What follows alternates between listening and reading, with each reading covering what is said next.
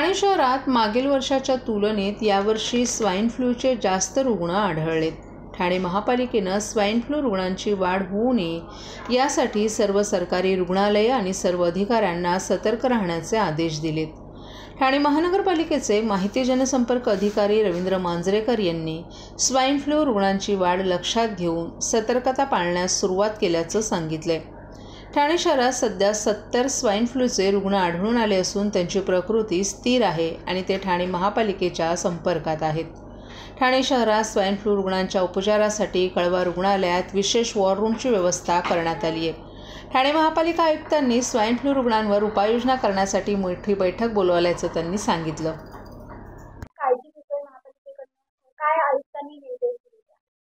ठाणे महापालिका क्षेत्रामध्ये जून महिन्यापासून स्वाईन फ्लूचे म्हणजे H1N1चे 70 रुग्ण सापडलेले आहेत। त्या सगळ्यांची तब्येत व्यवस्थित आहे आणि म्हणजे त्यात गंभीर आजारी कोणी नाही। तर गतवर्षी या आजाराचे रुग्ण कमी होते, यावेळी थोडी संख्या जास्त असल्यामुळे आयुक्तांनी काल आढावा बैठकीमध्ये त्याच्याविषयी खबरदारी घ्यायची सूचना दिलेली आहे। कुठल्याही आरोग्य केंद्रामध्ये औषधं कमी पडू नयेत याची काळजी घेतली जावी आणि कुठली काही परिस्थिती उद्भवली तर त्याच्यासाठी आयसोलेशन वॉर्ड आपल्या छत्रपती शिवाजी महाराज रुग्णालयामध्ये कळव्याला तयार ठेवलेला आहे। त्यामुळे जर काही तशी गरज पडली तर तो वॉर्ड सुद्धा तिथे तयार आहे। या सगळ्या गोष्टींनी अलर्ट राहा अशा सूचना माननीय आयुक्त महोदयांनी आरोग्य विभागाला दिलेल्या आहेत।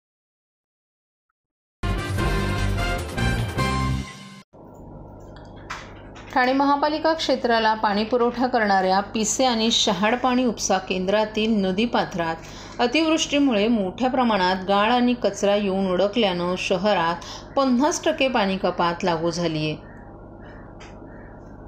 त्यापाठोपाठ मुख्य पाणी वितरण व्यवस्थेत बुधवारी सकाळी बिघाड झाल्यानं शहराचा पाणीपुरवठा बंद करून दुरुस्तीचे काम हाती घेण्यात आले। सायंकाळपर्यंत हे काम सुरू असल्यानं शहरातील पाणी वितरणाचं गणित कोलमडून शहरातील पाणी टंचाईच्या संकटात भर पडली। ठाणे महापालिका क्षेत्राला पाणीपुरवठा करणाऱ्या पिसे आणि शहाड पाणी उपसा केंद्रातील नदीपात्रात हा गाळ आणि कचरा येऊन अडकल्यानं शहरात 50% पाणी कपात लागू झाली आहे। त्यामुळे ठाणे महापालिका क्षेत्रात रविवारपासून पाणी टंचाईची समस्या निर्माण झाली आहे। पाणी उपसा केंद्रात अडकलेला गाळ आणि कचरा काढण्याचं काम सुरू असून या कामामुळे 11 जुलैपर्यंत शहरात अनियमित आणि कमी दाबानं पाणी पुरवठा होणार आहे। पाणी वितरणाचं गणित कोलमडल्यानं ठाणेकरांचे मात्र हाल होत आहेत। नागरिक पाण्याचे मोठे बाटले विकत घेत असून या पाणी बाटल्यांची मागणी वाढली आहे। तसंच चाळींच्या भागातही नेहमीपेक्षा कमी वेळच पाणीपुरवठा होत असून येथील नागरिकांचीही पाण्यासाठी वणवण सुरू आहे। चाळी आणि इमारतींमधील नागरिकांकडून टँकर मागवण्यात येत असल्यानं टँकरच्या पाण्याच्या मागणीत वाढ झाली आहे। असं असतानाच ठाणे महापालिका क्षेत्राला पाणीपुरवठा करणाऱ्या मुख्य जलवाहिनीमध्ये टेमघर माजिवडा दरम्यान बुधवारी सकाळी गळती सुरू झाली आहे। त्यामुळे जलवाहिनीतून होणारा पाणी पुरवठा बंद करण्यात आलाय। दुरुस्तीचं काम पालिका प्रशासनानं हाती घेतले। सायंकाळपर्यंत दुरुस्तीचं काम सुरू होतं। या कामामुळे शहरातील पाणी पुरवठ्यावर परिणाम झालाय। आधीच पाणी उपसा केंद्रात अडकलेला गाळ आणि कचऱ्यामुळे 50% पाणी कपात लागू असतानाच मुख्य पाणी वितरण व्यवस्थेतील बिघाडामुळे या पाणी टंचाईत भर पडली आहे। शहरात 3 दिवस सलग पडलेल्या संततधार पावसामुळे कायम वर्दळीचा मार्ग असलेल्या घोडबंदर रोड, पातलीपाडा परिसरातील रस्त्यांवर जीवघेणे खड्डे बाईकस्वार वाहन चालकांची पावलोपावली परीक्षा घेत आहेत। मुख्यमंत्री एकनाथ शिंदे यांनी यापूर्वीच राज्यातील सर्व महापालिका, नगरपालिका तसंच इतर प्रशासकीय यंत्रणांना पावसाळ्यात रस्त्यांवर खड्डे दिसता कामा नयेत असे कडक निर्देश दिले आहेत। मात्र या आदेशावर अंमल होत नसल्यानं ठाणेकरांमध्ये नाराजी पसरली आहे। पावसाळ्यात पडलेले घोडबंदर रोड तसंच शहराच्या आसपास रस्त्यांवरील खड्डे कधीही कुणाचाही बळी घेतील हे सांगता येत नाही। बुधवारी सकाळी महापालिका आयुक्तांनी आपल्या दालनात बैठक घेऊन कमीत कमी कालावधीत रस्ते दुरुस्ती या सूत्रानं सर्व यंत्रणांनी काम करावे असे आदेश दिलेत। त्यामुळे आता तरी वेगानं खड्डे बुजवण्यात येतील का असा सवाल ठाणेकरांकडून करण्यात येतोय। ठाणे शहराच्या मुख्य महामार्गावरील घोडबंदर रोड हा वाहतूक कोंडीनं व्यापलेला मार्ग, त्यात खड्ड्यांची भर पडल्यानं वाहन चालक आणि प्रवाशांना होणारा मनस्ताप वाढलाय।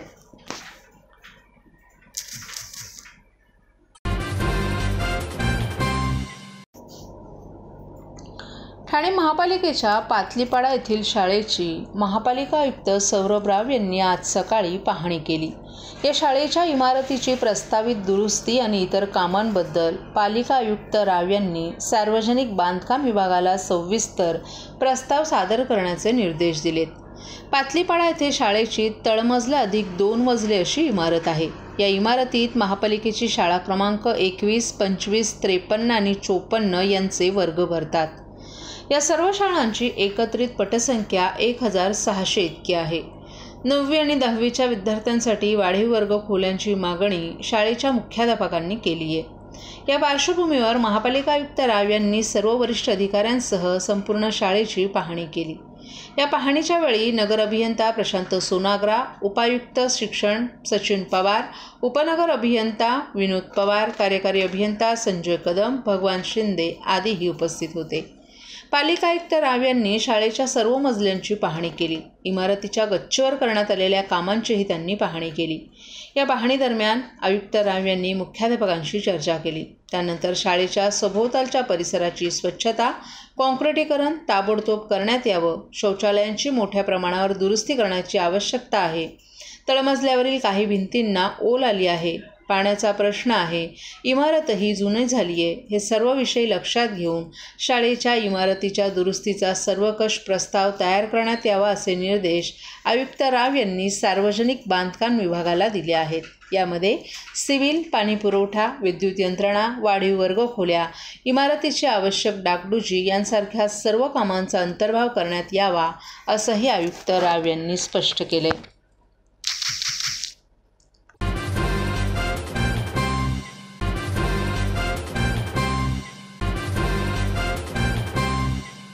सर्व नागरिकांना आवाहन करण्यात येत आहे की सध्या डासांमार्फत पसरणाऱ्या डेंग्यू या आजाराचा प्रसार रोखण्यासाठी प्रत्येकाने पुढील प्रमाणे कार्यवाही करावी। डेंग्यू आजार एडिस इजिप्ती हा डास चावल्याने होतो। या डासांची पैदास साचलेल्या किंवा साचवलेल्या स्वच्छ पाण्यामध्ये होते। 8 दिवसांपेक्षा जास्त दिवस पाणी उघडे व साचून राहिल्यास त्यात डास अंडी घालतात।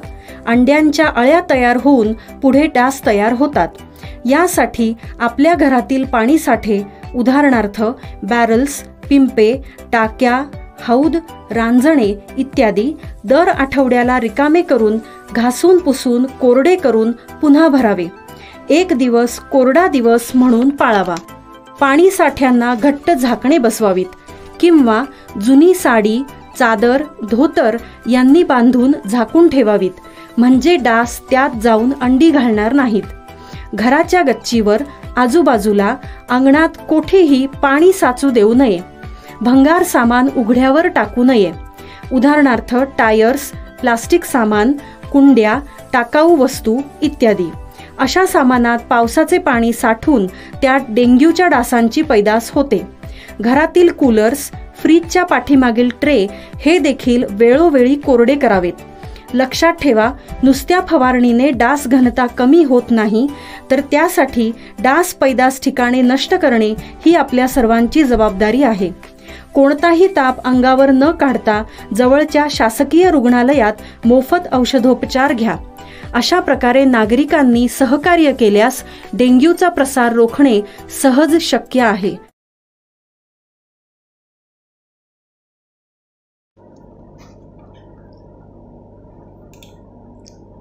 विधान परिषद निवडणुकीत महायुतीचे उमेदवार अधिकची मतं मिळवून विजयी होतील, राष्ट्रवादीचे प्रदेश प्रवक्ते आनंद परांजपे यांचं मत।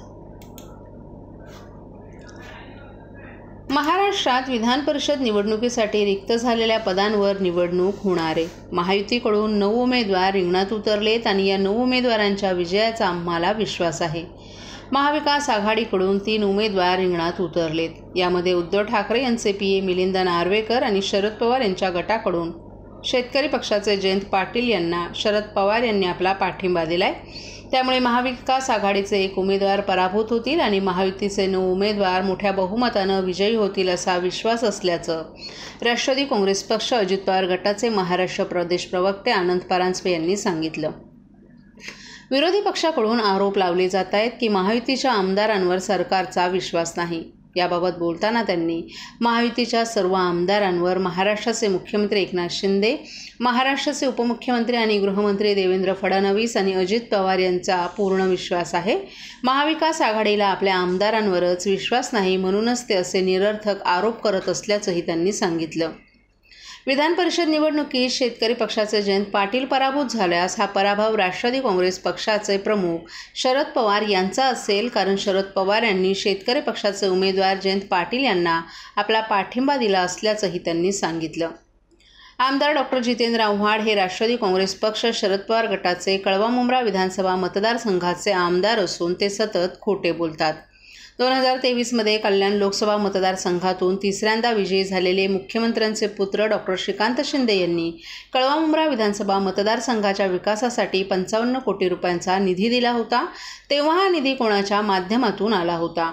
आनंद परांजपे यांनी पुढे बोलताना जितेंद्र आव्हाड हे नेहमीच खोटं बोलतात. त्यांना असं वाटतं की निधी त्यांच्या माध्यमातूनच यावा आणि ठेकेदार त्यांच्याद्वारेच निवडले जावेत, जेणेकरून त्यांना टक्केवारी मिळू शकेल, असाही त्यांनी आरोप केलाय. तर नुकत्याच झालेल्या लोकसभा 2024च्या निवडणुकीत काँग्रेसला सर्वाधिक बहुमत मिळाले. त्यामुळे महाराष्ट्र प्रदेश काँग्रेसनं महाराष्ट्रातील विधानसभेच्या 288 जागांसाठी उमेदवारांची यादी मागवली आहे. आपल्याला असं वाटतं की कळवा-मुंब्रा विधानसभा मतदारसंघात काँग्रेसचा कोणताही खरा कार्यकर्ता काँग्रेसच्या तिकिटावर निवडणुकीसाठी उभा राहिला तर तो जितेंद्र आव्हाड यांच्यासाठी मोठं आव्हान असेल, असंही आमदार आनंद परांजपे यांनी सांगितलं.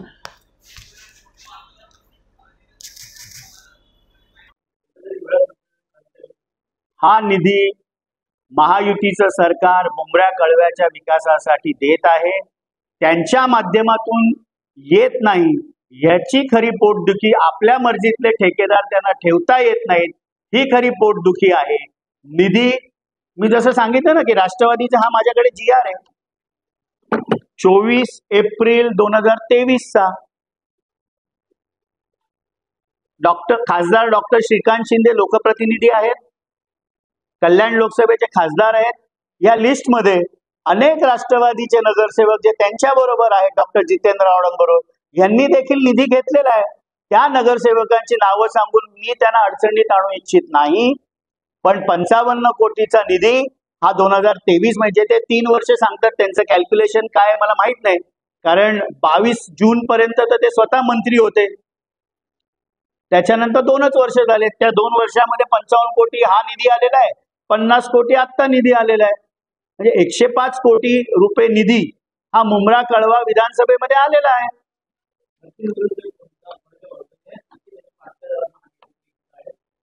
मी कुणाचंही नाव सांगून त्यांना अडचणीत आणू इच्छित नाही. कळवा असेल, मुंब्रा असेल, तथाकथित निष्ठावान त्यांच्या बरोबर असलेले माजी नगरसेवक हे प्रत्येकाने आपापल्या वॉर्डामध्ये प्रभागामध्ये निधी घेतलेला आहे आणि तो निधी शेवटी विकासासाठी आहे, तिथल्या लोकांसाठी आहे. त्यामुळे अधिक मी त्याच्यावर राजकारण करू इच्छित नाही.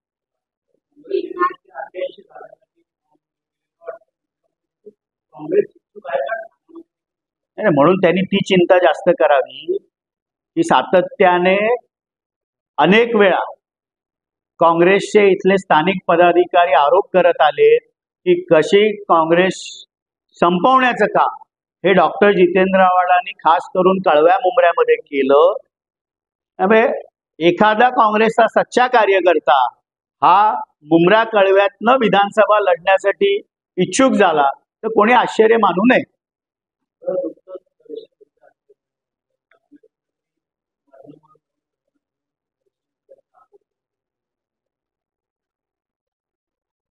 दोन 2024-25 महाराष्ट्र राज्याचा अतिरिक्त अर्थसंकल्प आमचे नेते व राज्याचे उपमुख्यमंत्री अर्थ व वित्त मंत्री माननीय अजितदादा पवार साहेबांनी सादर केल्यानंतर महाराष्ट्रातील तमाम माझ्या माता भगिनी असेल, माझे तरुण युवक असतील, बळीराजा असेल, ह्याच्यासाठी प्रार्थना करण्यासाठी माननीय अजितदादा पवार साहेब हे सिद्धिविनायकाला गेले होते. महाराष्ट्रामध्ये पाऊस चांगला पडो, बळीराजाला चांगले दिवस येऊ, कारण मागचं अख्खं वर्ष कुठे दुष्काळ, कुठे गारपीट, कुठे अतिवृष्टी यांनी बळीराजाचं जे नुकसान झालंय, या वर्षी चांगला पाऊस येवो, बळीराजाला देखील 7.5 HP पेक्षा खालची ज्याची मोटर आहे यांना मोफत वीज देण्याचा क्रांतिकारी निर्णय राज्य महायुतीने घेतला। त्याचप्रमाणे सोयाबीन असेल, कापूस असेल, याला 5,000 रुपये हेक्टरी अनुदान देण्याचं काम केलं। त्यामुळे महाराष्ट्रातील सर्व माझ्या मातभगिनी, बळीराजा, सर्वच घटकांना चांगलं वर्ष यावं ही देखील प्रार्थना माननीय अजितदादा पवार साहेबांनी केली। आणि माननीय अजितदादा पवार साहेब हे लपून छपून नाही तर मीडियाला सांगून सर्व आमदारांना बरोबर घेऊन, कारण 14 जुलैला बारामतीमध्ये भव्य अशी सभा ही राष्ट्रवादी काँग्रेस पक्षाची होत आहे। म्हणून विनायकी होती त्या दिवशी, सिद्धिविनायकाचं दर्शन घेण्यासाठी गेले, लपून छपून शनी अमावस्येला शनी शिंगणापूरचे काळे कपडे घालून दर्शन करायला कोणासारखे गेले नव्हते।